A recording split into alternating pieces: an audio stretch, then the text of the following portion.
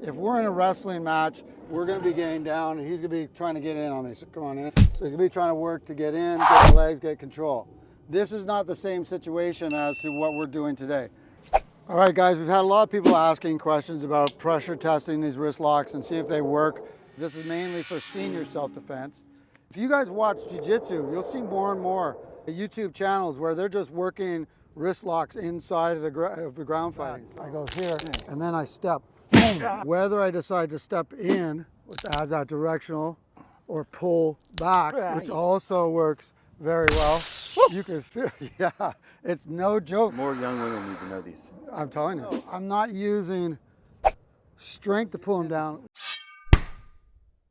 Mutual combat, that's cool. You got all your pride, you got money, you got all that stuff you're fighting for. Anger, jealousy, all that type of crap. But it doesn't pay off. It doesn't do anything for self-defense. What? Self-defense is you're in a place where you feel that your life could be threatened.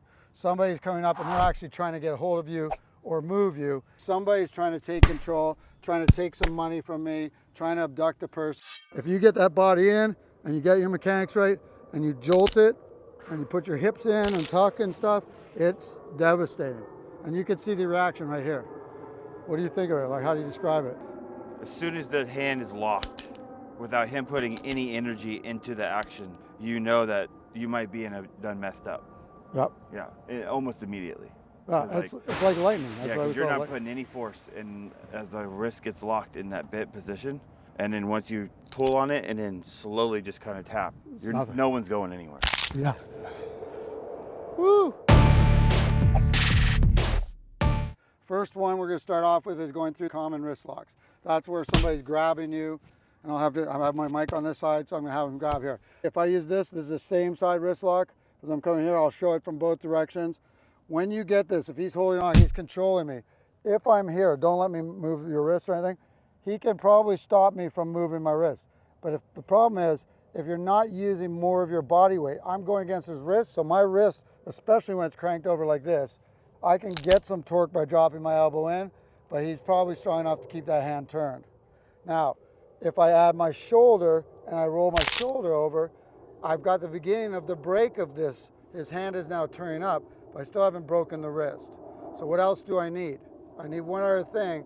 Strength is only good when it's in balance, when it's grounded. As soon as he goes here and he's off the ground, one foot's off the floor, the wrist can be bent. So if you look at how he grabbed here, across here, and I came up with the same hand, that's the reflective side hand if you're practicing.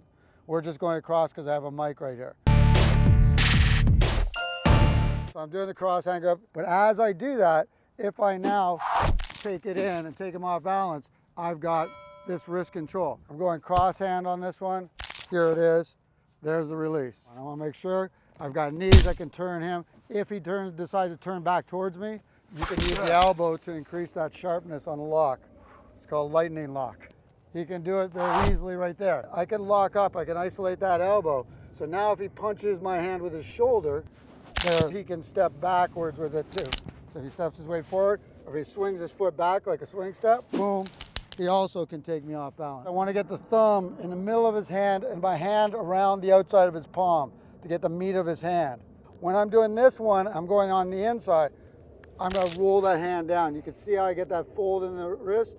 From there, I could control into him, take him off balance, whatever I need to do. I could also use that swing step off the line outside of his railroad track. Second is, I'm going to turn to face the same way, but I want my outside rear spinning foot to go behind him. So as I'm here, I'm now behind him. I can then disengage and get away. Mutual combat, that's cool. You got all your pride, you got money, you got all that stuff you're fighting for.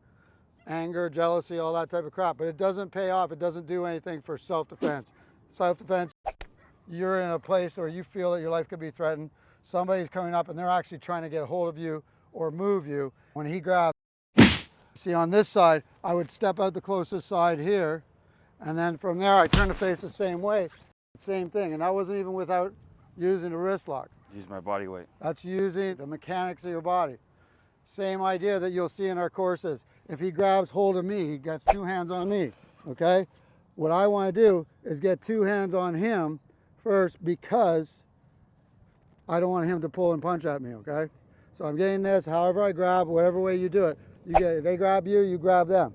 Same principle, watch this, it's going to uproot him onto his heels. So there's a couple of places of flat space. As I go, I get off the railroad track, I turn my hips, I grab, I turn the hips, and I go back into him. I want you to hold this. This is something you can't stop, is that elbow going in, right? By putting it in my body and then turning my hips, I then get this secondary one. So he's got this pull grip, all right? Now again, if he doesn't want this arm moving, he could probably stop me from going all these ranges. See that? Now the key is, get him off balance. As soon as that foot moves, see, I can do the technique. When I do the taunt out, my elbow, he can't stop moving, right? If I go, then I turn my hips, guess what?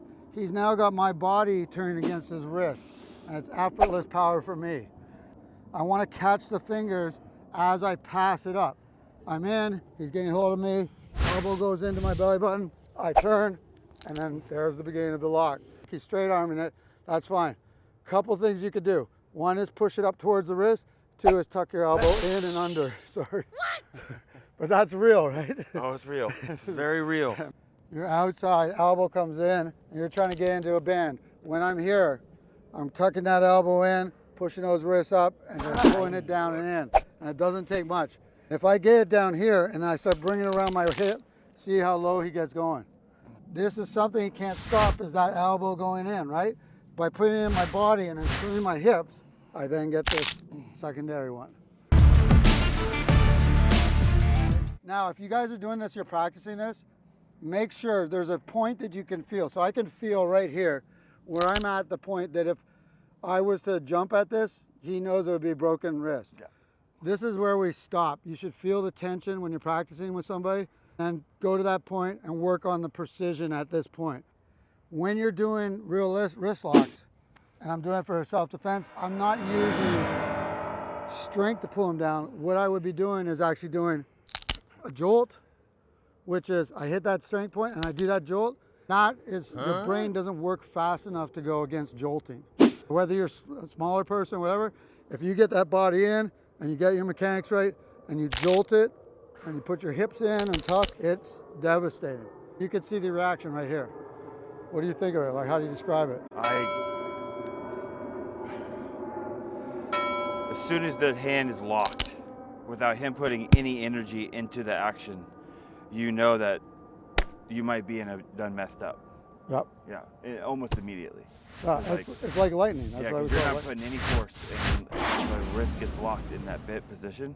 Right. And then once you pull on it and then slowly just kind of tap, like no one's going anywhere. Once you get to here, this is the nice thing. Whether I decide to step in, which adds that directional, okay, or pull back, which also works very well. Woo! You can feel, yeah. If you guys watch jiu-jitsu, you'll see more and more YouTube channels where they're just working wrist locks inside of the ground fighting. Take a look at those videos and let me know what you think.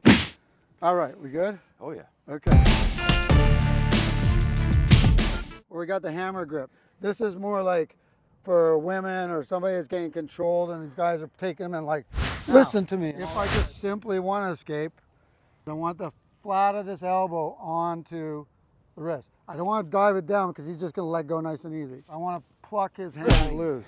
If I want to make this a lock, as I turn, I cover his fingers against my wrist, and then this tucks down into my body very slowly. You can see that. And of course, you got lots of strike and follow up. Now imagine when I do this, I go here and then I step, look, boom, right with the elbow into the face. Game over. It's over.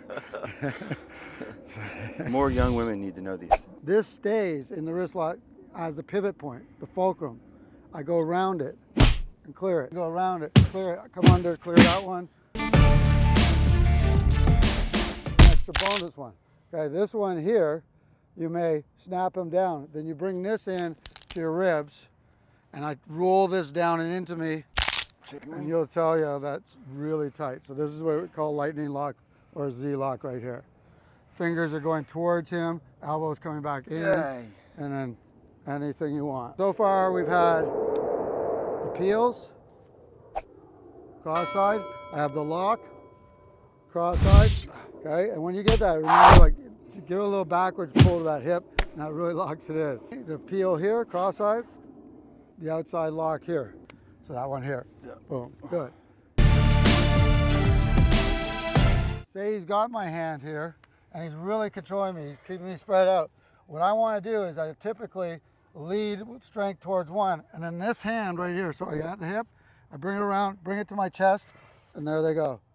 He'll tell you, you're using the third point of contact, so this is coming in, connect on my chest, roll my shoulder over on it, there we go. If I grab here, boom, now, yeah. Woo! Being able to come in here and control somebody just by leaning, okay? That allows you to strike, allows you to take controls, whatever you wanted to do from there. One of my favorites when we get down into this low grab and he's grabbing like a wrestler. If he's grabbing a full wrist one, I can turn the palm up in, grab the outside thumbs, and just twist, turn. Dump them.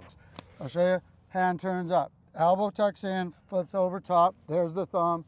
And then it doesn't really matter which way I go. Got